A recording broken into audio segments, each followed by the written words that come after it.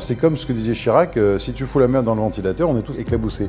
Mais c'est exactement ce qui s'est passé. On a cette bulle Internet qui explose en 2000, derrière les Twin Towers. Quand tu te prends quand même une correction comme celle-là, dans le métier, tu prends cher. Enfin, moi, je connais des gens qui en sont morts quand même. On est capable d'aller mettre 10% du PIB dans l'économie pour faire 1% de croissance. Ils ont juste oublié un truc, c'est qu'on nous a parlé du fait qu'on avait un multiplicateur keynésien qui fait qu'à partir du moment où on mettait de l'argent, l'argent circulait avec la vélocité et avec ça on faisait des multiples de croissance. Absolument pas. L'inflation is coming pretty much from nowhere, comme nous dit Christine Lagarde, à peu près de nulle part. Allez, on relève les taux comme des gorées. Je vois arriver avec la possibilité de faire des shorts à partir de janvier 2018 sur la bourse de Chicago, je vois que ça va péter. Dans ces cas-là, dès qu'il y a du short à faire, Goldman Sachs arrive et ils arrivent avec des moyens qui font péter le marché.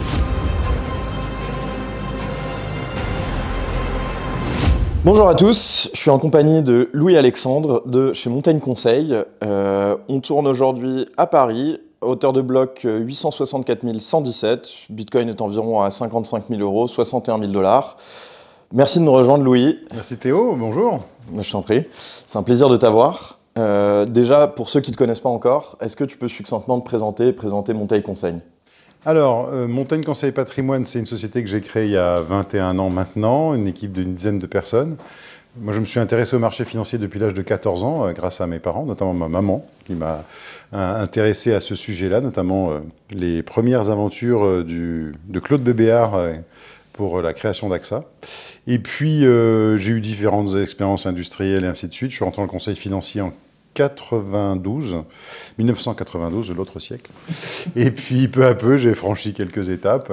Et en 2002, j'ai repris des études. J'ai pris un 3e cycle de gestion de patrimoine à Clermont-Ferrand. J'ai décidé de lancer ma boîte en 2003. On a une spécificité qui est quand même d'avoir une majorité de notre revenu qui est composé d'honoraires, puisqu'on fait pas mal de conseils en gestion de patrimoine, c'est-à-dire qu'on conseille des personnes qui ont du patrimoine. On ne conseille pas du patrimoine, mais des personnes, c'est une notion importante. Et on est une équipe de multispécialistes, parce que si tu veux, on a un spécialiste des marchés financiers, un spécialiste technique, on a une notaire qui est en même temps gestion de patrimoine, on a quelqu'un qui est spécialiste de la retraite, quelqu'un qui est spécialiste des SCPI, quelqu'un qui est spécialiste de crypto, enfin de Bitcoin et des métaux précieux, et quelqu'un qui est spécialiste de Bitcoin et de la DeFi. Donc tu vois, on essaie de constituer une équipe de multispécialistes. Ok, on y reviendra peut-être, mais du coup, pour revenir sur ce que tu disais, une partie de votre rémunération sous forme d'honoraires par opposition à commission, oui. Donc c'est-à-dire finalement vraiment des revenus qui sont issus du fait d'aider le client à trouver les solutions qui sont adaptées à sa situation, et non pas juste lui pousser un produit et se rémunérer sur la performance potentielle qu'il peut faire. Typiquement, il y a des gens qui sont venus nous voir à Surfing Bitcoin. Première chose, on fait une lettre de mission, il y a un audit initial payant. Et ça donne une feuille de route. Après, les gens la font avec nous ou sans nous, c'est leur liberté. La plupart du temps, ils le font avec nous, souvent sous forme d'abonnement, ce qui nous permet d'avoir une très très grande liberté sur ce qu'on conseille. Est évident quand on va conseiller d'acheter du Bitcoin régulièrement, Satoshi Nakamoto n'a pas prévu de verser des commissions, donc au moins on a cette liberté. Et donc, je ne dis pas qu'on est 100% honoraire, parce qu'on a quand même une partie de notre conseil et des gens qui ne peuvent pas forcément accéder aux honoraires, donc on a à peu près 40% du chiffre aujourd'hui avec des commissions, mais majoritairement, tout notre développement se fait très majoritairement sur des honoraires ou des forfaits de conseil. Et on peut, tu vois, par exemple, on est allé même jusqu'à la demi-heure de conseil. C'est-à-dire quelqu'un qui veut une demi-heure de conseil, il va sur le site, il prend rendez-vous, 120 € et il a une demi-heure de conseil. Bon, bah c'est très clair. J'aimerais du coup commencer cette entrevue, même si tu nous as déjà brossé un petit peu ton parcours, par un épisode dont on avait déjà discuté ensemble, que j'avais trouvé très intéressant, qui est la crise financière de 2008-2009. Donc tu nous disais préalablement que tu avais repris une formation dans la gestion de patrimoine au début de la décennie, finalement. Raconte-nous un peu, dans ton métier, comment ça a été vécu, et toi, à titre personnel, voilà, qu'est-ce qui s'est passé pour vous en 2008-2009 ? Pour comprendre 2008-2009, il faut revenir à 2000, en fait. Il faut revenir à 99 et 2000. Donc 99, dans mon métier, je suis inspecteur, donc j'anime un réseau d'indépendants, et on nous demande de pousser les unités de compte dans les contrats d'assurance vie. C'est le moment où il faut vraiment pousser. C'est le moment où on a la bulle Internet, c'est-à-dire qu'il y a des mecs qui arrivent à vendre 30 millions de francs à un PowerPoint. Si, Bernard Arnault a acheté 30 millions de francs à un PowerPoint. 4,5 millions d'euros en euros. Et donc, c'est un peu de la folie. Et moi, je dis à mes courtiers, même si la boîte nous demande de pousser beaucoup tout ce qui est unité de compte, je suis pas super serein sur le marché. Arrive la bulle de 2000, moi je me fais prendre avec, hein, tu vois, et puis on a cette bulle Internet qui explose en 2000, on a derrière les Twin Towers, les gens oublient qu'on a Enron en 2002, et donc là ça veut dire qu'on se demande si les comptes des sociétés sont bons.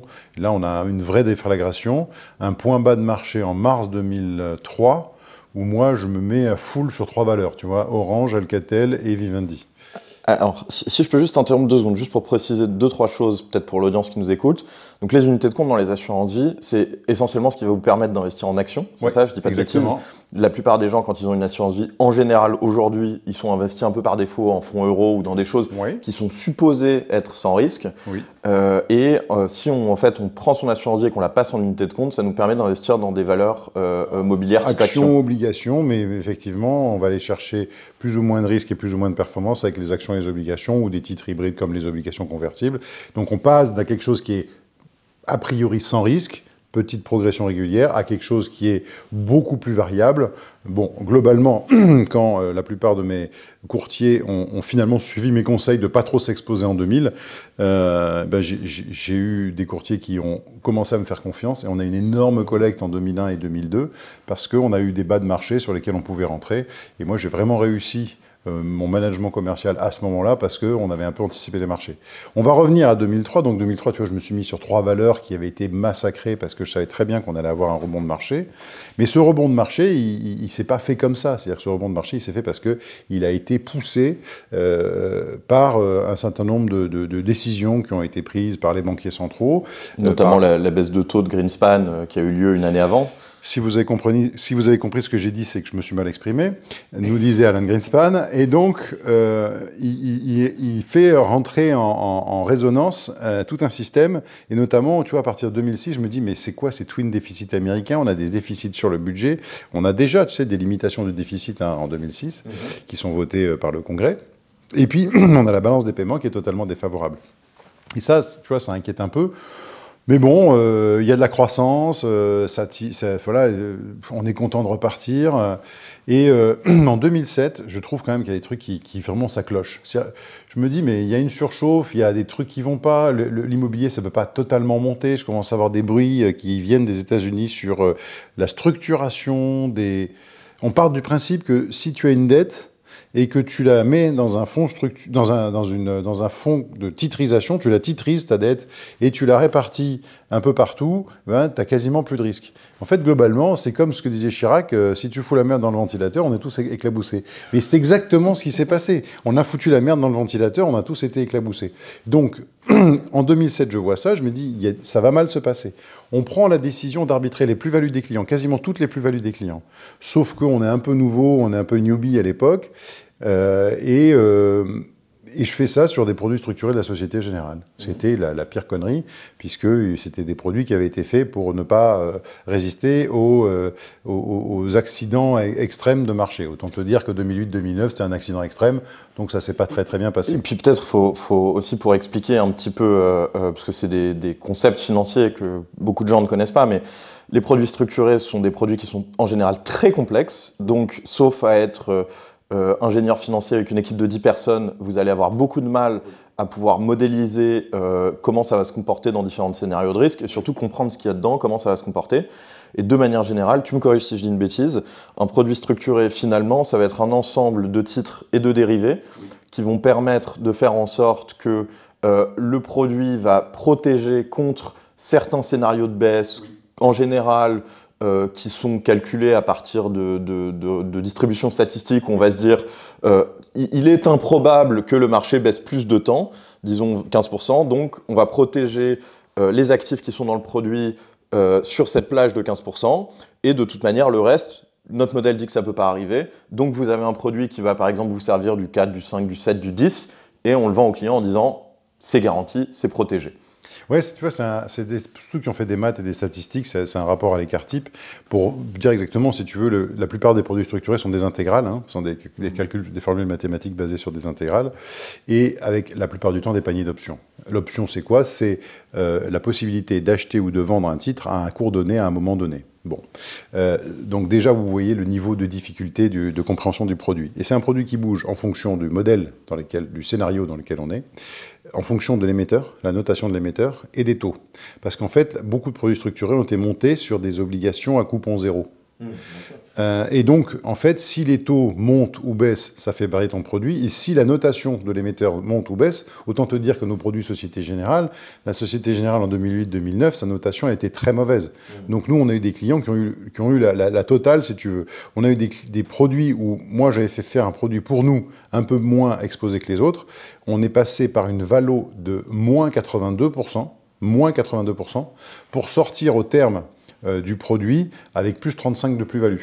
D'accord. Quand le produit dont il était dérivé a terminé à moins 35. Donc, si je résume, beaucoup de jus de cerveau, avec des gens qui ont beaucoup de diplômes, pour finalement te donner la performance financière du premier shitcoin venu, quoi. Ouais, exactement. Et puis surtout, un désalignement total d'intérêt entre la banque et le client. Bon, donc nous, on avait mis des plus-values dessus. Donc c'était moins grave. Hein. Mais quand même, c'était, si tu veux, j'avais vu arriver un déséquilibre, je l'avais identifié, on avait pris la bonne décision qui était arbitrer les plus-values, mais on l'a arbitré sur le mauvais support. Et si on l'avait arbitré, tu vois, sur du fonds euro, on était les rois du monde. Bon, ceci étant, il n'y a pas eu de catastrophe chez mes clients, j'en ai perdu, j'en ai récupéré, c'est pas gravissime, mais ça a été une leçon. Une leçon, d'abord, premièrement, d'un désalignement total d'intérêt entre les établissements financiers et leurs clients. Tu vois, c'était des courbes de Gauss avec les queues de statistiques, les queues de distribution. Les queues de distribution, on en enlevait les pourcentages qui arrangeaient tout le monde. Bien sûr, c'est la fameuse hypothèse des marchés financiers, d'efficience des marchés financiers qui nous permet de dire que finalement, les marchés financiers, ça se comporte comme des lancers de dés. Et donc, vous n'allez pas avoir 20 fois 6 d'affilée. Et donc, ces scénarios, c'est pas grave. Et le problème, c'est que la réalité a le mauvais goût de jamais rentrer dans ces courbes de Gauss. Voilà. Et puis surtout, il y a une nouveauté. Depuis ce moment-là, pour moi, c'est depuis 2000, en fait, ces occurrences qui sont sur les queues de probabilité, qui étaient plutôt exceptionnelles, hein, c'est les thèmes, tu sais, c'est les modèles qu'on appelle, vous regarderez, c'est des modèles de Markowitz, hein, c'est des modèles de statistiques des années 60-70. Eh bien, l'efficient frontier. Voilà. Eh bien, en fait, tout ça, maintenant, on est quasiment par décennie 1 à 2 fois dedans. 1 à 2 fois dans ces queues de probabilité. Donc ça veut dire que c'est des modèles aujourd'hui qu'il faut complètement oublier. Il ne faut pas bâtir votre portefeuille là-dessus, quoi. Alors, peut-être pour faire une petite explication avec les mains, hein, parce que pour ceux qui ne sont pas statisticiens, ça peut être un peu déroutant. Donc, une distribution de probabilité, finalement, elle va définir la probabilité d'occurrence d'un événement et en fonction de son type, de sa réalisation. Ça va être une fameuse courbe en cloche qu'on appelle la courbe de Gauss. Et on a plein de phénomènes dans la nature, que ce soit la distribution du QI dans la population, de la taille, si vous lancez des dés, vous tirez des cartes, ça suit cette fameuse distribution normale ou courbe de Gauss, donc la fameuse courbe en cloche qu'on voit souvent. Et effectivement, on a construit toutes les maths financières sur l'idée que la distribution de la volatilité, donc comment les trucs bougent dans les marchés financiers, va suivre cette distribution-là. Ouais. Et effectivement, donc, ce qu'on appelle les queues de répartition, c'est les événements qui sont extrêmes, par définition. Donc le marché, en une journée, en un an, en un mois, va bouger beaucoup, beaucoup. Et dans les modèles, on dit que ça, c'est une probabilité infinitésimale. Et il y a certains épisodes, malheureusement, ou heureusement, j'en sais rien, mais il y a certains épisodes dans la pratique, comme par exemple le crash de 1987, qui est le plus évocateur, je trouve, à cet égard-là. Donc, pour l'anecdote, en fait, à l'époque, on vendait beaucoup d'assurances sur les portefeuilles. Et en fait, le problème, c'est que ces assurances, elles sont bien payées par quelqu'un qui lui-même est exposé au marché. Et donc, vu que tout le monde est assuré auprès de la même personne, qui lui-même est assuré auprès d'autres gars, ça peut créer une réaction en chaîne assez violente. Et en l'occurrence, en 87, ça n'a pas donné de crise économique, mais le Dow Jones avait dévissé de 29% en une journée. Et ce que nous dit la théorie d'efficience des marchés financiers et la fameuse courbe de Gauss, c'est que c'est censé arriver une fois si je dis pas de bêtises, les 50 milliards d'années. Enfin, un chiffre tellement astronomique que ça n'aurait jamais dû exister dans l'histoire de l'univers. Et donc, déjà, là, on voit qu'il y a un problème. Et effectivement, ces maths-là se sont aussi retrouvés dans les modèles de risque de 2008-2009. Et c'est ça dont tu nous parlais juste avant. Et aujourd'hui, ça n'arrive plus. Pourquoi ? Parce qu'on bloque. Tu vois, aujourd'hui, le Dow Jones ne peut pas faire moins 29. Parce qu'on il y a la Banque centrale qui va se mettre derrière. On suspend la cotation. Mais non, on suspend la cotation. Regarde toutes les suspensions de cotation qui arrivent. En fait, tu vois, en 2009, les gens, quand je leur dis, ils n'y croient pas. Est-ce que tu as une idée de savoir quel est le jour où le CAC 40... Enfin, est-ce que tu connais le pourcentage de hausse maximum sur une journée du CAC 40 en 2009? Je l'ai imprimé pendant longtemps, je l'avais dans mon bureau. Sur une journée. Sur une journée en 2009, alors on rebondit en mars 2009, donc on a dû avoir un rebond assez conséquent. En une journée, je dirais peut-être 7%. 10, c'est énorme. 10% sur une journée. Sachant que la volatilité moyenne, c'est quoi? C'est 1%, même pas? Ouais, sur une journée, quand tu as une grosse journée, tu fais 2, quoi. C'est une grosse journée, 2, déjà, tu es dans les exceptions, tu vois. Et là, on était à plus de 10%. Bon, on s'est recassé la gueule par la suite, hein, rassurez-vous. Mais ce qui montre qu'on rentre dans des cas de figure qui, aujourd'hui, ne pourraient plus arriver. Je pense qu'aujourd'hui, si on a un CAC 40 qui baisse de 6 ou 7%, vous allez voir, il va y avoir des incidents de cotation, il va y avoir des suspensions de cotation, il va y avoir tout ça. On va un peu encadrer les choses pour pas effrayer la ménagère. Mais pour revenir à nos moutons de ce marché de 2008-2009, en fait, il te fait comprendre qu'il y a des équilibres qu'on m'a appris, moi, en terminale, lors de mes cours d'économie en 86 et en 87, en première en terminale, des cours qui m'avaient passionné, et bien que ça va plus. En fait, on t'explique quoi? On t'explique qu'un taux d'intérêt directeur, c'est croissance plus inflation. À partir de 2000, c'est pas gagné, mais à partir de 2008, c'est fini. Plus jamais on a eu un taux directeur qui était croissance plus inflation. On a une économie qui est, dès avant 2008, aux stéroïdes.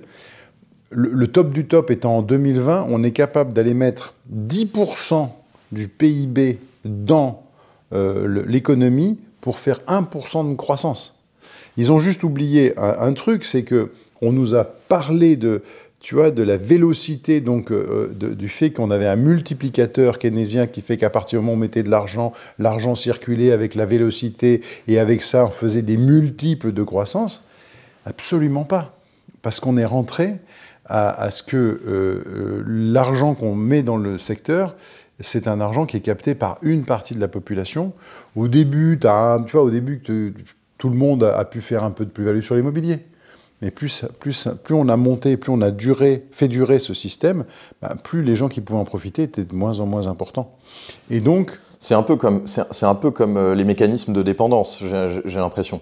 C'est-à-dire qu'au début, on vous donne votre dose, vous avez une réaction très forte, ça va beaucoup stimuler vos neurotransmetteurs et vous allez ressentir une grosse impression de plaisir, etc. Et au fur et à mesure, votre corps s'adapte. Et il va falloir des doses de plus en plus grandes pour produire le même effet. Et finalement, les relances keynésiennes dont on parle et les politiques de banque centrale, elles suivent un peu le même schéma. C'est-à-dire que l'exemple que tu nous dis, on imprime de plus en plus, on injecte de plus en plus, on stimule de plus en plus, il nous dirait. Et finalement, le patient ne répond plus, quoi. Non, c'est très drôle parce que... Enfin, trop drôle, plus ou moins. En 2009, quand tu te prends quand même une correction comme celle-là dans le métier... tu prends cher. Enfin, moi, je connais des gens qui en sont morts, hein, quand même. Et donc, moi, j'ai décidé de faire, à l'époque, des petits déjeuners. Donc, voilà, je proposais à mes clients tous les mois de faire un petit déjeuner pour expliquer ce qui se passe, parce qu'il y a un moment donné, les gens te demandent, et c'est une manière de les garder avec toi, quoi, de leur expliquer ça. Et je me rappelle, j'avais commencé un petit déjeuner par un dessin humoristique où on voyait le malade américain, qui était manifestement qui sortait de cuite. Et puis la fête qui arrivait avec des grosses doses, des grosses bonbonnes d'alcool en disant « Ah, c'est bon, en fait, manifestement, vous êtes en manque, donc on va vous en rajouter. » quoi. Et c'est ça le problème, c'est qu'au lieu de sevrer le malade, au contraire, on lui rajoute encore un peu plus. Le fameux remède polonais contre la gueule de bois. Voilà, exactement. Et donc... aussi étonnant que ça puisse paraître, là on commence à retrouver des stratégies intéressantes, de pouvoir commencer à agir sur les taux. On savait que les taux avaient remonté, pas forcément les taux directeurs, parce qu'en fait il y avait une grosse déficience, donc les taux étaient montés sur la déficience. Tu vois, à l'époque, BMW, et je me rappelle, ils avaient émis des obligations à plus de 9%, tu vois. Ouais. Alors on a fait quand même 2 belles années après. Ça doit être sympa de pouvoir prêter à BMW. Un peu plus de 9%. Et tu vois, on a fait tout ce travail sur les cycles économiques et tout ça. Mais on a compris, moi j'ai compris à ce moment-là, qu'il y avait quelque chose de cassé. Et j'ai cherché pendant longtemps l'antidote. J'ai cherché pendant longtemps ça. Donc on a effectivement proposé à nos clients d'investir sur l'or. Hein. Quand on a investi c'est la réponse naturelle en général. Quand on commence à se poser cette question, on arrive d'abord à l'or. Et on a fait des super opérations. Tu vois, on a investi sur l'or en 2009 et il y a des gens qui ont fait des très très belles progressions en suivant. Après, l'or a été extrêmement décevant. Hein. Sachant que pour les auditeurs, l'or a fait un bull market du début des années 2000 jusqu'à 2011. Donc 2009, c'est l'envolée parabolique quasiment. Si je dis pas de bêtises, je crois qu'en 2009, on est aux alentours de 1 200 $. Et à la fin non, on est bien en dessous. Encore en dessous? Ouais, on est entre 700 et 900. Ok, et on finit à 1800, 1900, quelque chose comme ça en 2011. Oui. Et après, de 2011 à 2019, plus rien. Plus rien. Ouais. Et donc, bon, tu vois, on avait fait faire des belles perfs à nos clients là-dessus, mais tu vois, il nous manque un truc. Et puis c'est un ressort qui est cassé, quoi. C'est un ressort qui est cassé. Et puis tu dis, mais comment on va continuer ça? Donc je me rappelle, on disait, bon voilà, on manque de visibilité. Mais en fait, quand tu fais les reporting clients et que tu commences à dire en 2008-2009, enfin en 2009-2010 que tu manques de visibilité, le problème, c'est qu'en 2011-2012, c'est la crise de l'euro. Derrière, enfin, tu vois, avec les PIGS et tout ça, bien sûr. PIGS maintenant dont on fait partie. On est même un leader. On est même un leader, voilà. Et puis tu te rends compte qu'il y a toujours une petite crise qui traîne par-ci, par-là. Et en fait, tu reviens jamais à la normale. Et là-dessus, on a le top du top avec la pandémie en 2020, où les politiques keynésianistes sont encore repoussées une fois pour toutes. Et puis derrière, alors que l'inflation is coming pretty much from nowhere, comme nous dit Christine Lagarde, à peu près de nulle part, hein, globalement, eh bien, tu te rends compte que l'inflation arrive, et là, les mecs, ils y vont, et ils disent « Allez, on relève les taux comme des gorées ». Et on s'étonne que la relevée des taux comme des gorées ait des défauts, et je pense qu'il ne faut pas oublier de parler de Silicon Valley Bank, parce que c'est quand même le défaut qui est pour moi l'une des meilleures démonstrations du système qui ne va absolument pas bien du tout. Alors, je te propose qu'on y revienne, parce que c'est vrai que c'est un épisode qui est très très intéressant. Mais pour continuer sur le fil que tu étais en train de tisser, tu cherches un antidote. Est-ce que c'est à cette époque... Comment tu arrives à Bitcoin dans tout ça? Par réfraction. J'arrive à Bitcoin par réfraction parce que, en fait, si tu veux, j'ai repéré en 2011-2012 qu'il y a un truc bizarroïde, un truc de geek absolu qui est Bitcoin, mais je sais pas, ça fait pas tilt, ça fait absolument En 2011-2012 déjà? Ah ouais, parce que moi je suis curieux. Tu sais, moi j'arrive dans une salle d'attente de mecs qui vendaient des engins de TP, je suis capable de lire la brochure des engins de TP. Le mec qui fait de la parodontologie dentaire, je vais lire la revue. Je suis curieux. Voilà, okay. C'est une caractéristique, je suis curieux de tout. Donc c'est pour ça que j'ai vu le truc. J'ai vu qu'il y avait un truc, mais ça rentre pas du tout dans mon scope, parce que j'ai pas vu le côté monétaire, véritablement. Et puis, comme je l'ai dit plusieurs fois, pour moi, l'élément de prise en compte que c'est sérieux, c'est Silk Road. Pourquoi? Parce que quand des malfrats commencent à utiliser un système, c'est rare qu'ils utilisent un système pourri, quoi. Et ils utilisent souvent des trucs qui sont fiables. Ils avaient utilisé des Audi parce que l'airbag, elles étaient fiables et l'airbag se déclenchait un tout petit peu plus tard, tu vois. Des trucs comme ça. Donc... Même moi, je trouve une comparaison très intéressante aussi, c'est l'automobile dans les années 20. Il faut s'imaginer que le début de la production d'automobiles en série... La Brigade du Tigre. Exactement, c'est les années 10. Et à l'époque, monter dans une automobile, c'est-à-dire dans un engin infernal qui peut vous tuer, enfin, les gens perçoivent ça à l'époque comme étant quelque chose de très dangereux, de très risqué. Et on a ensuite les Brigades du Tigre, John Dillinger, Babyface Nelson et tous ces bandits Al Capone aux États-Unis qui finalement commencent à faire des braquages avec des Ford T, avec des automobiles de l'époque. Et quelque part, ils ont démocratisé la chose, quoi, parce qu'ils ont montré que c'était fiable et que ça marchait. Exactement. Et donc, je vois ça. Bon, bien sûr, je relirai par la suite que c'est quelque chose que Satoshi Nakamoto avait redouté et ne souhaitait pas. Bon, mais tu vois, c'est quand même quelque chose qui m'interpelle. En 2014, 2013-2014. En 2015, je fais un événement sur tout ce qui est FinTech à Bordeaux, Bordeaux FinTech, et je veux qu'il y ait quelqu'un qui vienne nous parler de Bitcoin. C'est Pemium à l'époque et Gonzague Granval qui s'y plie et qui propose d'ailleurs aux gens sur place, après sa conférence, de leur donner quelques fractions de Bitcoin. La belle époque. Voilà. Et moi, si tu veux, c'est que comme je suis organisateur, ben, je peux pas faire partie de ceux qui vont le voir. Déontologiquement, non. Puisque, non, mais en plus, le fait que je dois faire la scène suivante et ainsi de suite. Donc, si tu veux, c'est mon premier rendez-vous raté, véritablement. Et puis, mais quand même, j'en parle. Je commence à en parler. Donc, pour en parler, il faut se documenter, il faut lire, ainsi de suite. Donc, je commence à en parler un peu. En 2016, j'ai une interview de moi qui dit qu'effectivement, dans 5% d'or, on peut émettre 2% de Bitcoin au lieu d'avoir que de l'or. En 2017, le boule arrive et à l'automne 2017, ça me semble vraiment énorme. Et donc je dis à des clients qui étaient rentrés à 500 ou 600 euros, quelques clients, je dis mais à 6 ou 7 000, allégez vos positions parce que sincèrement, je vois arriver avec la possibilité de faire des shorts à partir de janvier 2018 sur la bourse de Chicago, je vois que ça va péter. Et parce que je sais que dans ces cas-là, dès qu'il y a du short à faire, Goldman Sachs arrive. Et ils arrivent avec des moyens qui font péter le marché. Donc là, juste pour donner l'explication, effectivement, au top du cycle de 2017, donc qui arrive à peu près en décembre, début janvier, on a le lancement des produits de futures, donc des contrats finalement avec du levier, qui permettent de parier à la hausse ou à la baisse, au Chicago Mercantile Exchange, qui est la bourse spécialisée pour les contrats de dérivés sur les commodities, donc les matières premières, ce genre de produits-là.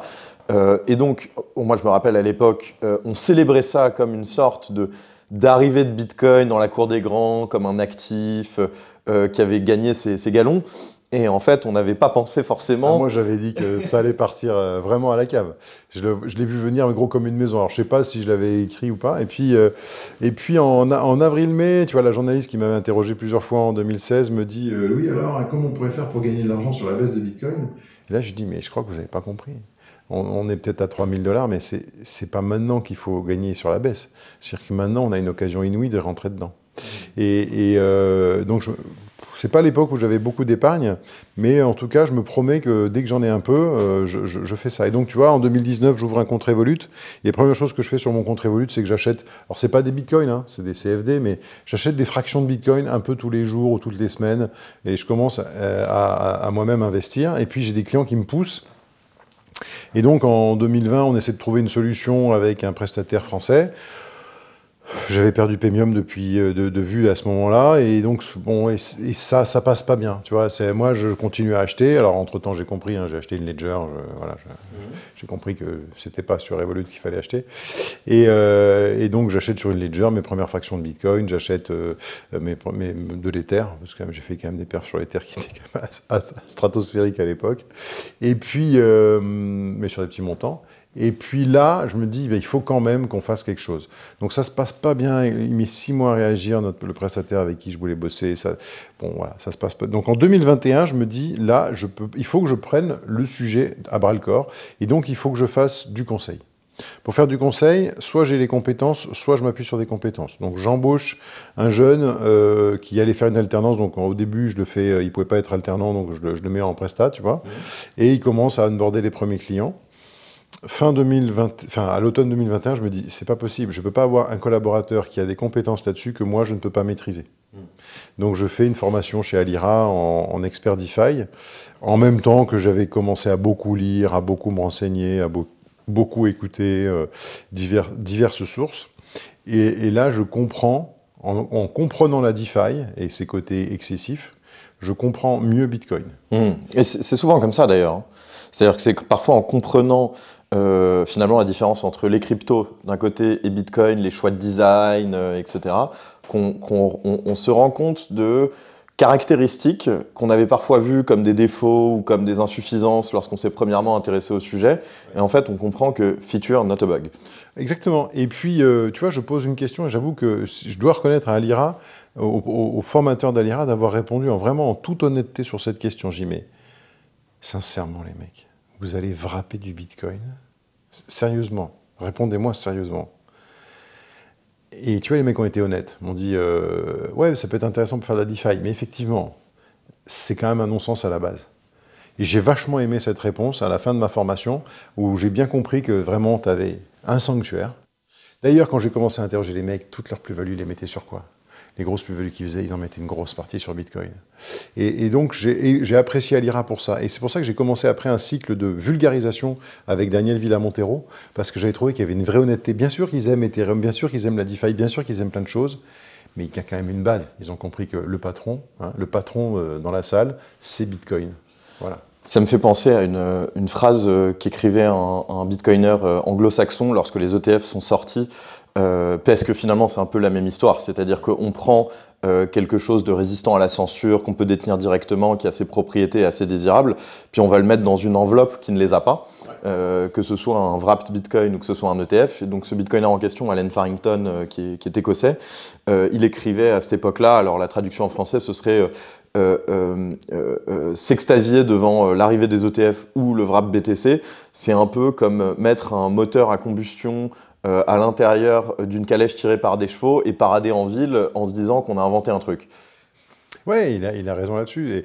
Mais je dois reconnaître que, en fait, si tu veux, j'ai apprécié l'honnêteté de ces gens-là, qui n'était pas forcément l'honnêteté de toute la profession. Et notamment l'honnêteté d'un certain nombre d'influenceurs qui ont quand même raconté un certain nombre de conneries et qui ont fait faire surtout un certain nombre de conneries incalculables. Ça commence enfin à sortir des abus qu'il y a eu dans ce domaine-là. Mais je peux dire que si on dit parfois que les conseillers en gestion de patrimoine ne sont pas toujours dans l'intérêt de leurs clients, il y a un certain nombre d'influenceurs crypto qui étaient à rebours, mais complètement à rebours d'intérêt de leurs clients. Oh bah, on continue à le voir aujourd'hui, ne serait-ce qu'avec les chasses effectuées par notre cher Émilien Duton.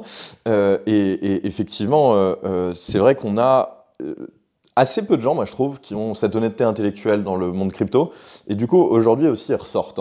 On avait à Surfing Bitcoin, par exemple, avant cette interview, interviewé Abdel de chez Starknet, qui pour moi est l'exemplification parfaite de ça. C'est à la fois quelqu'un de brillant et en plus qui a l'honnêteté intellectuelle de reconnaître les limitations des systèmes sur lesquels il travaille. Et c'est suffisamment rare, en fait, pour le souligner. Mais c'est pour ça qu'il est brillant. Mais tu vois, je me rappellerai toujours, les gens le verront, le clin d'œil, vous aurez trouvé, c'était un gars qui avait commencé une vidéo avec un gâteau en disant « Je vais vous parler aujourd'hui du cake ». Et le mec, j'ai regardé sa vidéo derrière, mais c'est du foutage de gueule du début à la fin. En fait, si tu veux, il va te donner un rendement de folie avec une monnaie de singe. Mais qu'est-ce que tu en as à faire d'un rendement de folie avec une monnaie de singe quand tu veux vouloir la revendre, tout le monde veut la revendre en même temps, et ta monnaie, elle baisse de quelquefois 10, 15, 20% dans la journée. Tu t'en fous d'avoir un rendement à 70% sur un truc qui baisse de 15 ou 20% par jour. Et donc, enfin voilà, passons le système. Et donc, en 2021, on commence à mettre un forfait de conseil, et au fur et à mesure, on l'améliore, je renforce l'équipe, et aujourd'hui, où est-ce qu'on en est? On a 2 personnes spécialisées sur la crypto dans l'équipe, Louis Denis et Paul Rocky, avec des profils assez différents, mais très complémentaires. D'ailleurs, Louis a aussi ce côté orifère, tu vois, il a le côté métaux précieux, enfin surtout l'or, hein, et donc il intervient à double mesure quand les gens veulent un peu se protéger, pour des raisons différentes entre l'or et Bitcoin.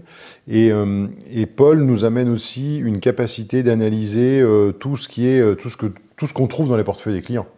C'est parfois on récupère des clients avec des portefeuilles, il y a des trucs, on se demande, tu vois, défaire une boucle qu'a fait un client, une boucle qu'il a peut-être fait un mois avant. Paul, c'est les défaire, on sait faire des bridges, on sait sécuriser des portefeuilles, quelquefois on trouve des sacrés bordels, quoi. Et on a une offre, qui est basée sur la savoir acheter. Donc on a eu souvent des débutants, hein, donc leur a expliqué comment acheter et donc parfois aussi comment sortir, avec automatisation et tout ça. Deuxièmement, sécurisation. Depuis le début, on a proposé un ledger dans l'offre. Depuis le début, depuis le premier jour, il y avait un ledger offert. Mais donc ça, c'est un point, je pense, sur lequel il faut peut-être insister quand même pour les gens qui nous écoutent. Parce que quand tu dis vous fournissez du conseil, etc., c'est-à-dire que c'est aligné avec l'éthos de Bitcoin. C'est-à-dire que vous allez donner les outils et le savoir-faire à vos clients pour qu'ils puissent acheter eux-mêmes, conserver eux-mêmes et s'adresser à vous quand ils ont des questions sur est-ce qu'il faut vendre, comment j'achète, est-ce que je suis bien sécurisé, etc. Mais là, on n'est pas du tout en train de parler de les clients vous envoient de l'argent et vous investissez à leur place et vous êtes un intermédiaire financier. On n'est pas du tout dans ce schéma-là. C'est vraiment, j'ai envie de dire, à mi-chemin entre l'éducation Bitcoin que des entreprises comme Bull Bitcoin peuvent faire au quotidien, où voilà, on va apprendre aux gens à se sécuriser, à faire attention aux fraudes, à utiliser leur hardware wallet, à acheter correctement, et votre cœur de métier, la gestion patrimoniale, c'est-à-dire arriver à proposer une stratégie qui est adaptée finalement au moment de vie des gens, à leurs contraintes, à leurs revenus, à leurs attentes. Profil, tout ça, ouais. Et si tu veux, on ne s'est pas arrêté à l'âge. C'est-à-dire qu'on s'est dit, self-custody, donc détenir soi-même ses fractions de Bitcoin, c'est pas réservé à des gens qui ont 30 ans. C'est ça, parce que votre profil de client, je suppose que c'est pas des gens comme moi, quoi. C'est pas des gens qui sont jeunes, non, mais je veux dire plutôt avertis technologiquement, qui connaissent déjà bien Bitcoin. C'est quoi finalement on a quelques-uns qui viennent nous voir pour des questions patrimoniales. Mais non, on va dire que globalement, on n'a pas forcément des gens qui sont super éduqués, même si aujourd'hui, comme on a cette capacité de faire un pont entre Bitcoin ou la crypto et le patrimoine classique, il y a des gens qui viennent nous voir parce qu'on a cette capacité-là. Mais en dehors de ça, les gens qui sont dans cet abonnement sont plutôt des gens qui sont pas forcément des gens super avertis, super expérimentés. Alors pourquoi la clé Ledger? D'abord parce que Bitcoin, quand tu regardes les qualités intrinsèques de Bitcoin, les qualités intrinsèques, tu les trouves dans le white paper. Donc si on veut faire un service sur Bitcoin, il faut commencer par lire le white paper. Si tu lis pas le white paper, tu risques de faire un ETF. Tu risques de faire un produit comme Bitcoin Active Strategy. Tu risques de faire des trucs comme du trading avec un bot de trading sur Bitcoin. Bon, va le faire sur le jus d'orange. Mais Bitcoin, il n'est pas fait pour ça. Bitcoin, il est fait pour t'apporter de la souveraineté dans ton patrimoine. Et c'est le seul actif, ou avec quelques cryptos, les seuls actifs, dans lesquels tu peux décider de les conserver toi-même, de les utiliser toi-même, sans demander à quelqu'un, alors pour Bitcoin, véritablement sans demander à quelqu'un. Pour l'USDT, l'USDC, tu passeras par un système qui est moins qui est plus permissif à la censure. Mais en tout cas, tu vas décider toi-même de comment tu conserves, où est-ce que tu conserves ton patrimoine. Et si tu as envie d'aller acheter une revue qui est interdite parce que elle n'a pas le droit de citer en France, tu peux le faire. Si tu as envie de t'acheter un médicament qui n'est pas le droit de citer en France, tu peux le faire. Si tu as envie d'envoyer de l'argent à un ami qui est un whistleblower, un lanceur d'alerte, parce que tu veux soutenir Julian Assange, parce que pour toi c'est quelqu'un de vachement important, eh bien Bitcoin te permettra de le faire. Donc ça sert à rien d'aller détenir des Bitcoins chez Binance. Et d'ailleurs, c'est petit arrêt sur cet exemple très intéressant, je trouve, depuis que Assange a été libéré, il a révélé qu'effectivement, les dons qui ont été faits en Bitcoin en 2010-2011, lorsque les moyens de paiement de Wikileaks ont été coupés, après qu'il ait révélé l'implication de dignitaires de l'armée américaine, du département de la Défense, dans des choses pas très claires et nettes en Afghanistan et en Irak, il a effectivement pu recevoir des dons en Bitcoin, ce qui d'ailleurs, on l'a vu dans les forums de l'époque, dans la mailing list, inquiétait pas mal Nakamoto et d'autres, parce qu'ils disaient c'est encore trop jeune, on risque de s'attirer l'attention qu'il y a sur Assange contre le projet, et il pourrait ne pas y survivre. Mais mon point étant qu'il a bien exprimé qu'en fait, Wikileaks a pu survivre pendant 12 ans, grâce à ça. Et ce qui me fait beaucoup rire dans cette histoire, c'est que ceux-là même qui, en général, défendaient la liberté journalistique, la liberté de la presse,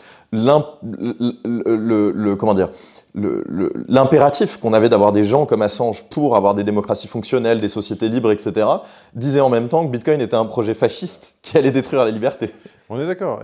Mais donc, pour en revenir, ce côté difficilement censurable, il est lié au fait que Bitcoin n'a pas de dirigeant, de conseil d'administration, ainsi de suite. Et puis que, jusqu'à maintenant, puisque la série HBO n'est pas encore sortie, nous ne savons pas qui est Satoshi Nakamoto. On le saura peut-être dans quelques jours. C'est pas la CIA ?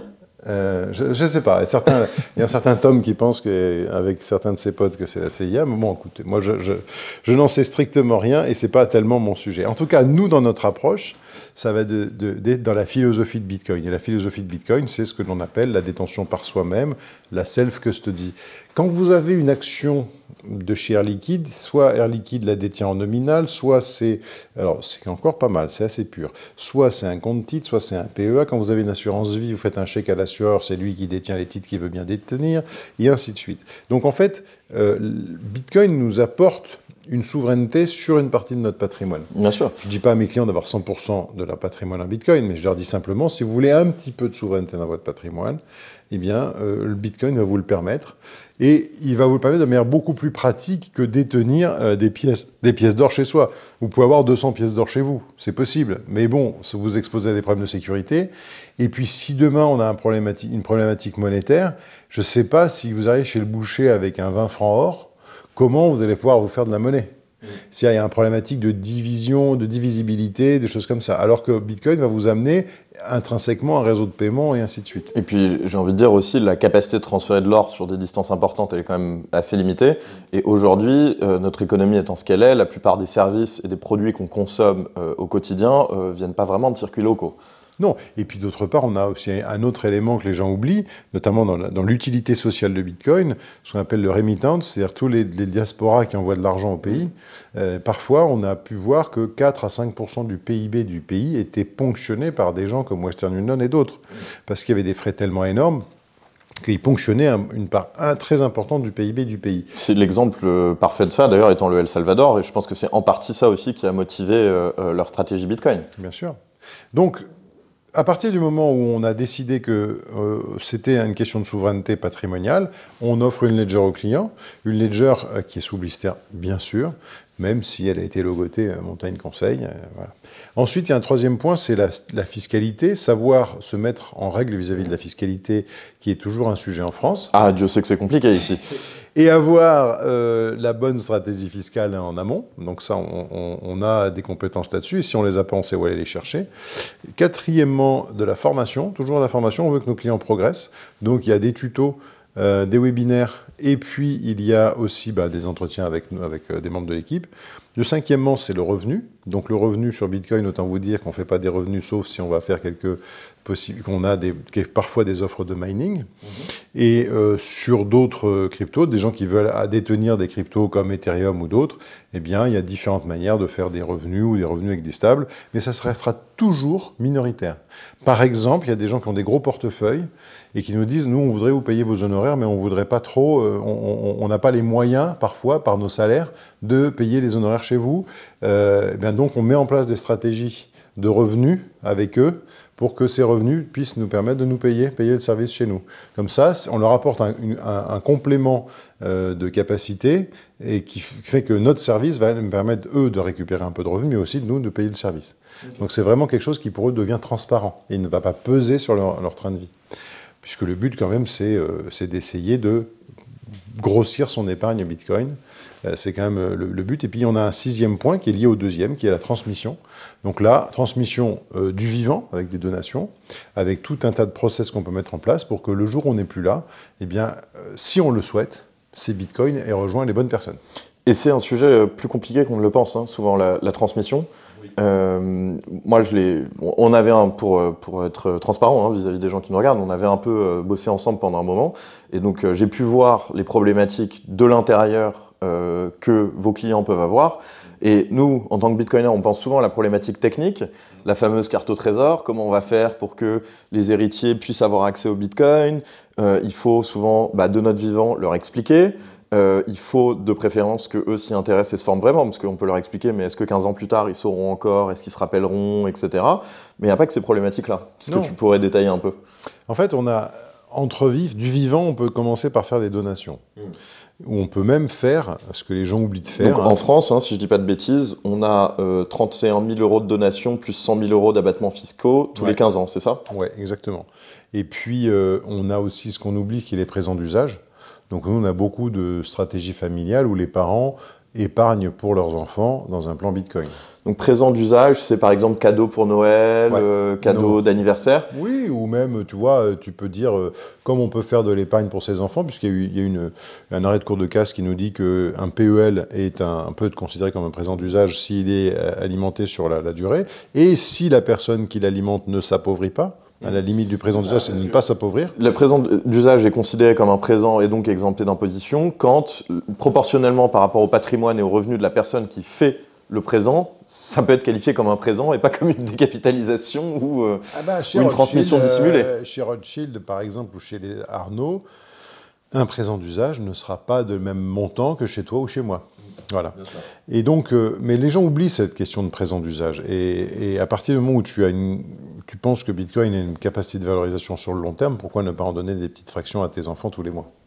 Et si jamais des enfants nous écoutent, vous savez quoi demander à vos parents pour Noël.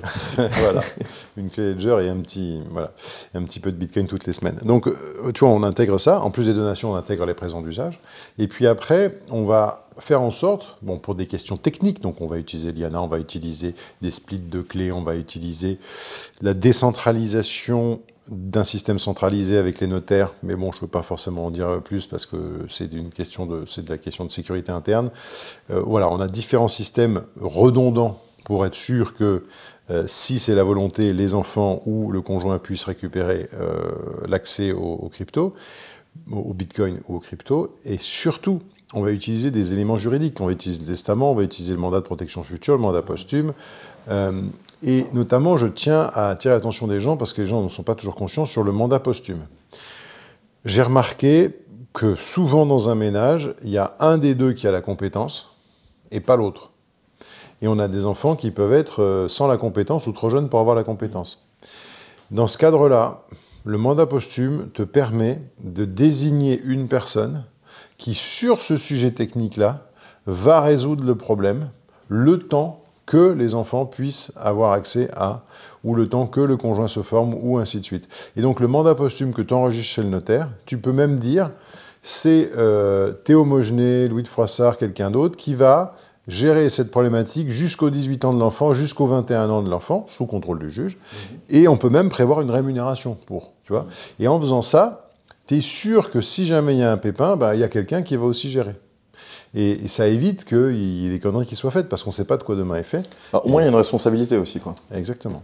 Voilà, donc toute cette partie transmission, elle est bien sûr hyper personnalisée, et ce sont des éléments techniques, ce sont des éléments juridiques, ce sont des éléments fiscaux, et ce sont des éléments économiques.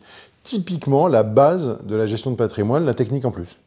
Donc tu vois, par exemple, travailler avec Bull Bitcoin, pour nous, où vous avez une vraie expertise technique, ce qui peut être intéressant, c'est que nous, on va être des techniciens cohérents, enfin on a des bagages techniques, mais qui vont vite être limités.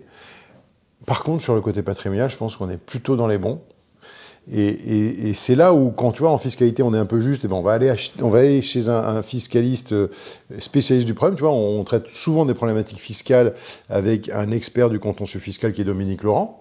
Parce que nous, on a une super compétence au niveau transversal, mais dès qu'on doit aller en silo, eh bien, on a cette compétence-là. Et bien là, au niveau technique, eh bien, on a des compétences, mais on a besoin d'avoir des gens qui viennent nous appuyer au niveau technique. Et bah, tu l'as de toute manière un peu révélé, mais ça nous permet aussi d'annoncer un partenariat qu'on vient de nouer justement entre Montaigne Conseil de Patrimoine et Bull Bitcoin France, du coup. Et c'est vrai que ce qui a motivé ce partenariat, c'est exactement ce que tu disais. C'est-à-dire que nous, on a aussi des clients via Bull Bitcoin Prime, donc une offre où il y a beaucoup plus d'accompagnement en général pour des gens qui veulent investir des montants substantiels, par substantiel j'entends, on va dire au-dessus de 20 ou 25 000 euros, où nous, effectivement, on va passer du temps à faire un peu ce qu'on décrivait là, c'est-à-dire à déjà vérifier qu'ils savent bien ce qu'ils font, qu'ils ont défini une allocation cohérente et leur donner un schéma d'achat, de conservation qui va correspondre à leurs besoins. Mais c'est vrai que sur plein des sujets que tu as décrits là, nous, on n'a pas forcément la compétence, surtout en France. Elle a été développée au Canada parce que, bon, avec plus de 10 ans de track record là-bas, au bout d'un moment, tu commences à comprendre les sujets, mais sur les questions fiscales, sur les choses dont tu parlais, par exemple, le fait de désigner un mandat posthume, voilà, excuse-moi, j'avais perdu le terme. Ça, c'est des choses que nous, on ne connaît pas, et c'est vrai qu'il y a des choses à construire sur nos forces respectives, et je suis assez content qu'on ait pu faire ça, parce que vous avez une position quand même assez unique dans le monde des conseillers de gestion en patrimoine. Moi, j'ai déjà eu affaire avec certains de tes homologues, et j'en connais aucun aujourd'hui qui fait cet effort de s'intéresser à cet objet qui est un ovni pour eux, hein, qui est Bitcoin, et du coup qui est capable, sur consultation, de résoudre ces problématiques fiscales, ces problématiques de transmission, etc., etc. Alors il y en a, il y en a quand même qui font le boulot. On est quelques-uns et je les salue, ils se reconnaîtront. L'idée, c'est que nous, on a vraiment intégré ça, on en a fait un axe de développement majeur parce que ça nous a permis de montrer sur un actif l'ensemble de nos compétences. Et c'est-à-dire que là, on traite des dossiers assez importants de transmission avec des cash-out et des choses comme ça, des gens qui viennent nous voir parce qu'ils veulent s'expatrier, on leur explique qu'il y a peut-être des alternatives à l'expatriation. Et je me rends compte que sur des dossiers comme ça, tu vois, on sollicite toute l'équipe.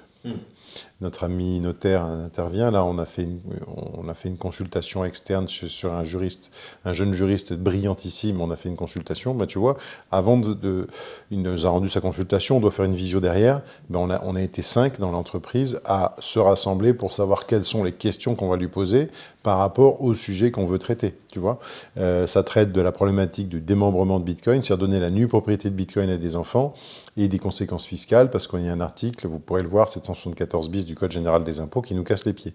Donc on a vu dans quelle mesure on pouvait traiter cette question-là et amener les gens à solutionner leurs problèmes suite à des donations. Donc la donation avant cession est un sujet qui est vachement intéressant parce que ça te permet de purger les plus-values tant qu'on ne nous l'enlève pas.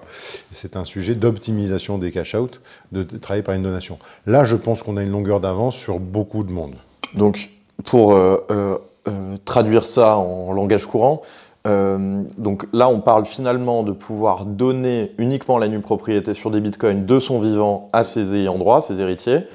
Et le fait de faire cette transmission fait que si vous avez acheté le bitcoin à 10 000, mais que le démembrement se fait à 50 000, vos héritiers n'auront pas à payer la plus-value entre 10 000 et 50 000. Ils vont peut-être payer une plus-value par ailleurs entre 50 000 et le prix auquel ils vendront s'il est supérieur, mais ils économisent cette taxation-là. Est-ce que c'est ça? Oui, c'est ça dans l'esprit, mais l'État vient de nous faire suer en disant que, en fait, Bitcoin étant fongible, il y a des conséquences fiscales. Donc, tu es obligé, si tu veux, quand tu fais cette donation, d'aller céder, puis d'aller mettre le fruit de cette donation sur un contrat de capi, un contrat d'assurance vie, une société civile, ainsi de suite.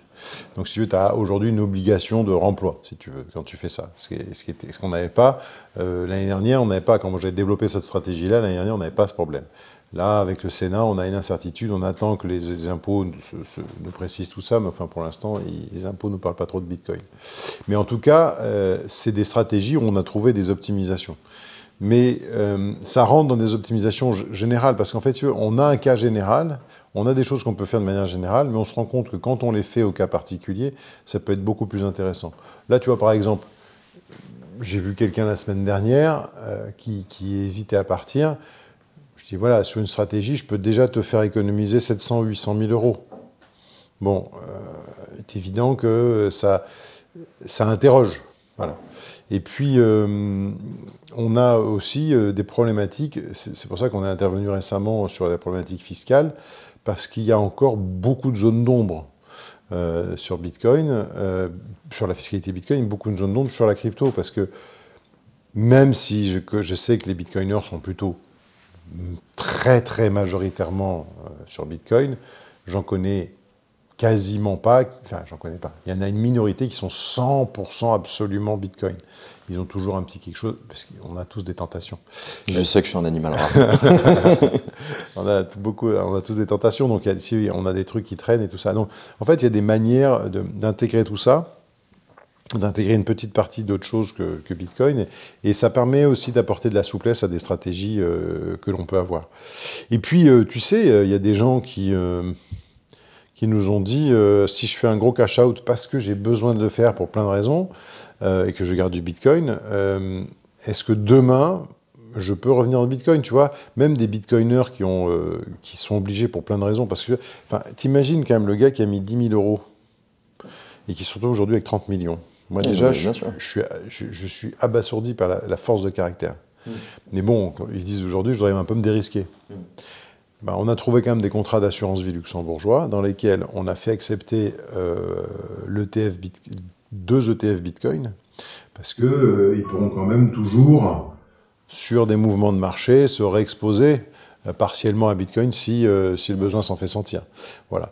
Mais pour en revenir à notre sujet de conseil, notre conseil, c'est quand même pour l'ensemble de nos clients de prendre une situation, d'éclaircir la situation, et de mettre tout en œuvre par rapport aux objectifs qui nous ont été donnés. Et ça, tu ne peux pas le faire quand tu es rémunéré par un produit. Tu ne peux véritablement et bien le faire que si tu es rémunéré par des honoraires de conseil. On en revient à l'alignement des intérêts, quoi. Finalement, c'est aussi pour ça que Bitcoin, ça marche. Bien sûr, bien sûr. Et d'ailleurs, pour revenir à quelque chose que tu disais un peu plus tôt, tu as insisté sur la sécurisation. Oui. J'avais vu un post que tu as fait récemment que j'avais beaucoup aimé, où tu faisais un parallèle avec l'aviation, notamment, je pense que là, c'était plus dans le cadre de l'aviation civile. Tu voles un peu, toi? Oui, je suis en train de terminer ma formation de pilote. Et du coup, est-ce que tu peux nous expliquer un petit peu le parallèle que tu avais dressé, que tu avais trouvé très intéressant, entre la sécurité aérienne et la sécurisation de Bitcoin? En fait, c'est un sujet, dans ma formation théorique, je me suis rendu compte que dans l'avion, il y avait beaucoup de redondance des systèmes de sécurité. On va commencer par la redondance. C'est-à-dire que on part du principe que si un système est en train de lâcher, il faut qu'il y ait toujours une possibilité de poser l'avion. Parce qu'en fait, si tu es en vol, tu as un problème, tu ne veux pas tirer le frein à main et t'arrêter sur le bord de la route. Il y a un truc à faire qui d'ailleurs te sollicite à chaque fois. Hein. C'est une école d'humilité, l'aviation. Hein. C'est que tous les atterrissages, ton orgueil qui est remis en question. Hein. C'est tes compétences qui sont mises en question à chaque atterrissage.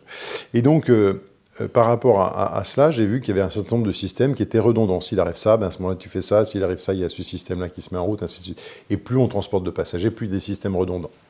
Donc, c'est la redondance qu'on on a fait le parallèle en disant, bah, tiens, sur Bitcoin, si moi, je dois sécuriser mes Bitcoins, je préfère avoir des systèmes redondants. Je mets un système de split de ma phase de récupération. Je peux mettre du Liana, je peux mettre des choses chez des notaires. Tu vois, je mets plusieurs couches de redondance. Mais après, il y a un autre sujet, c'est que c'est dans l'apprentissage. Pourquoi je pense qu'on est meilleur que d'autres? C'est parce qu'on est bitcoiner. On a Paul, Louis, avant Lucas, on a tous à un moment donné fait des conneries. Et ben ces conneries, ça a entraîné des pertes. Et donc, ce que je fais dans ma formation au niveau avion, c'est que très souvent, je lis des rapports du BEA ou des rapports d'accident. Ou d'incident ou d'accident. Pourquoi? Parce que tu apprends des erreurs des autres, ce qu'il se passe. Et tu te l'appliques pour toi. Mais il faut bien comprendre qu'il y a une autre vision des choses. C'est que, on en parlait tout à l'heure avec humour sur l'omelette au lardon, la poule, elle est concernée, mais le cochon, il est impliqué dans l'omelette au lardon, puisque lui, il faut qu'il passe de vie à trépas. Eh bien, si tu prends l'exemple de l'avion, une hôtesse qui va recompter le nombre de passagers à bord pour être sûr que le nombre de gens qui sont inscrits à bord de l'avion et qui ont mis leur valise à bord de l'avion sont bien ceux qui sont présents dans l'avion, elle est complètement impliquée par le sujet, alors que celui qui vient lui fermer la porte et lui dire « bon, c'est bon, allez, bon vol et tout », bah, s'il y a un problème derrière, il est quand même vachement moins concerné. Donc, nous qui avons fait toutes ces transactions Bitcoin et autres, et qui avons parfois payé de notre poche nos erreurs, si tu veux, on est vachement plus à même d'identifier les points d'erreur qu'il y a pour éviter que nos clients fassent la même chose. Et malheureusement, tu vois, il n'y a pas un mois aujourd'hui sans qu'on ait un client qui vienne nous voir et dire « Ah oui, alors j'ai investi là, mais il me demande un truc, c'est bizarre, je ne comprends pas. » Tu vois, encore le mois dernier, on récupérait 475 € sur 650 à un client qui avait mis sur un faux BitGet. Une fausse plateforme BitGet, okay. Tu vois, parce qu'on a réussi à taper les fonds à la marge. Mais je connais des gens qui ont assisté à une de mes conférences, qui ne sont pas venus me voir à la fin de la conférence et qui se sont fait baiser 10 000 €. Tu vois, et donc prudence, bien sûr, sur ces sujets-là. Alors, si vous êtes bitcoiner, vous savez un petit peu de quoi il s'agit. Mais l'implication de nous et de nos équipes, c'est aussi par le fait qu'on s'instruit tous les jours des fautes des autres, mais aussi de nos propres... des propres erreurs qu'on a pu faire à un moment donné ou à un autre. Exemple typique, t'évites de faire une transaction à 23h30 si globalement à 23h30 t'es couché. Si t'es un mec qui travaille la nuit, ok. Mais si habituellement tu te couches à 22h30, fais pas une transaction, fais pas un truc à 23h30 ou minuit sous stress. Et donc finalement, si je résume le parallèle que tu dressais avec l'aviation, comme avec un avion, dans Bitcoin, finalement, t'es le pilote dans le cockpit, quoi. Oui. Et donc, on exploite l'information et la connaissance qui provient des accidents. Parce que, vu qu'on est concerné, comme tu disais, et qu'on est en première ligne, qu'on va en subir les conséquences, on a tout intérêt à exploiter cette information, à la faire remonter, à la partager, à développer de meilleures pratiques. Tu parlais de la redondance, par exemple, mais on a vu aussi avec l'évolution des moyens techniques dans l'histoire de Bitcoin où, au début, voilà, on n'avait même pas les mémoniques, donc BIC39, les formats de mots que vous avez aujourd'hui. À l'époque, il fallait stocker des clés privées, etc. On n'avait pas les hardware wallets, on n'avait pas les multisig, on n'avait pas forcément identifié un certain nombre de problèmes, qui souvent d'ailleurs n'ont pas été identifiés par la rationalité, l'intellect, mais par l'avion qui se crache, c'est-à-dire les erreurs dont tu parlais avant. Et ça s'est propagé de manière assez rapide sous forme de préconisations, sous forme de recommandations, sous forme de pratiques, qui ont leur compromis bien sûr. Et c'est vrai que si je file encore le parallèle que tu faisais, quand on regarde dans des systèmes plus centralisés où, à l'instar du cochon dans ton omelette au lardon, les gens sont impliqués mais pas concernés, on voit par exemple dans l'aviation, ou en tout cas chez Boeing, pour ne pas le citer, qui a eu pas mal de problèmes sur ses avions récemment, où finalement, les gars qui sont censés tirer la sonnette d'alarme et qui sont censés identifier le problème, le faire remonter, etc., ils ont pas mal à gagner à le mettre sous le tapis, pas grand-chose à gagner à le révéler, et donc ils sont un peu comme ton cochon proverbial. Enfin, en tout cas, les passagers font les frais de ce désalignement d'incitation, j'ai envie de dire. Je trouve que le meilleur parallèle pour Boeing, bon, je ne suis pas un spécialiste de l'aviation, même mon premier métier a été quand même de travailler dans l'aviation. Le sujet de Boeing, je dirais, c'est une blockchain publique et une blockchain privée. Bon, chez Boeing, vous le savez, il y a eu une pression sur les résultats qui a été grandissante et on a eu des financiers qui ont pris la tête de Boeing sur les 10 dernières années avec toutes les conséquences, malheureusement, que l'on a pu voir, la plus grave étant celle des 737 Neo, dont, de mémoire de pilote, un certain nombre de personnes ne veulent pas rentrer dedans parce que l'avion est déséquilibré structurellement. Mais pour en revenir à nos moutons, quand quelqu'un me dit j'ai un projet de développement sur blockchain privé, je lui dis je pense que moi je vais me méfier d'entrée de jeu. Parce que la problématique de la blockchain, c'est Linux, c'est le code open source. J'ai besoin de me rassurer pour savoir qu'est-ce que vous avez fait, qu'est-ce que vous allez faire, comment ça fonctionne. Je ne dis pas que Airbus est vachement plus transparent. Je pense qu'il y a eu des problèmes chez Airbus de la même manière. Mais là, on est arrivé à un système où il y avait une telle emprise de la finance et un tel enjeu financier que globalement, on est allé jusqu'à embaucher un gars de la certification des avions aux États-Unis pour savoir comment on pouvait tricher avec la réglementation pour que la certification se fasse de manière allégée sur toutes les modifications qu'on ferait sur les gammes. Bon, alors Neo chez Airbus et sur les gammes Max chez Boeing. Mais Boeing est allé très très loin pour voir comment on pouvait le moins possible revoir la certification de l'avion. Or, un 737 MAX, à la base, est très différent d'un 737 classique, ne serait-ce que parce que les réacteurs ne sont pas positionnés de la même manière, ils sont plus gros, et ainsi de suite. Et donc, je pense qu'il y a chez Boeing, on a véritablement cette problématique d'opacité entre une blockchain privée qui me permet de faire comme je veux et d'arbitrer et de régler les trucs comme j'ai envie, contrairement à une blockchain publique, oui, mon code est open source. Les gens vont voir. Alors, je ne révèle pas tout, je ne suis pas obligé de tout révéler, mais en tout cas, les gens vont voir et vont pouvoir auditer. On va dire, ah ok, écoutez, les mecs, ils ont fait comme ça, je suis en confiance, j'y vais.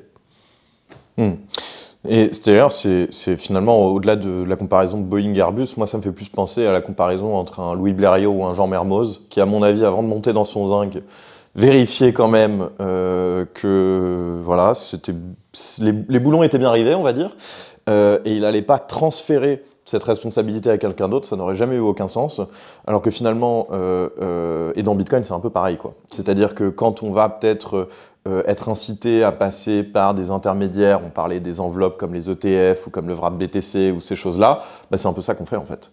Ouais, alors tu vois, dans l'aviation, le commandant de bord, il est souverain. Tu sais, on dit le capitaine seul maître à bord sur un bateau.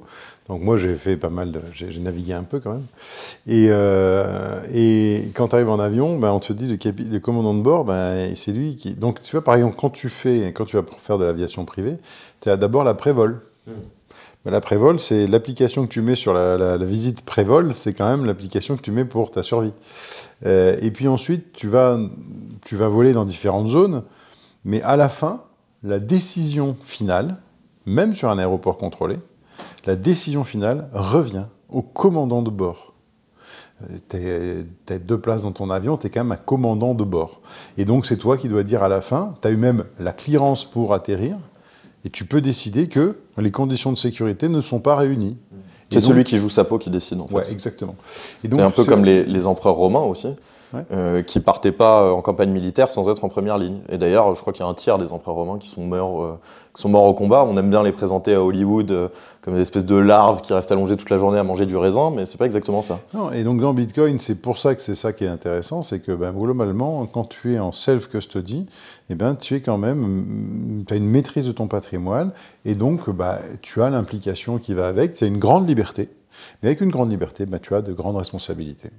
Ah, c'est quand même la meilleure fin qu'on puisse imaginer. Si t'es Spider-Man, peut-être juste pour ajouter quelque chose quand même, c'est vrai que par rapport à ça, je pense que ce qui freine aussi souvent les gens, c'est qu'ils se disent « je vais pas y arriver, je me fais pas confiance, etc. » Et finalement, le retour d'expérience que tu nous donnes, c'est que avec plusieurs années d'expérience à accompagner des gens qui pourraient être dans cette catégorie de personnes qui se disent « ça me paraît trop complexe, je vais avoir du mal à prendre ça en main », en fait, s'ils sont accompagnés correctement, ça se passe bien, quoi. Oui, et puis il faut mettre un petit peu du sien, et donc on rappelle, alors attention, il y a des gens à qui on rappelle régulièrement la sécurité, des choses comme ça. Je dirais que le cas de figure qui est un peu agaçant, c'est quand tu as les enfants qui ne veulent pas rentrer dans le système. Je trouve que c'est ça le plus dur. Tu vois, quand j'ai quelqu'un qui a pas loin de 70 ans, qui a des enfants de 35 à 40 ans qui ne veulent pas rentrer dans le système, alors que, en fait, c'est leur intérêt premier.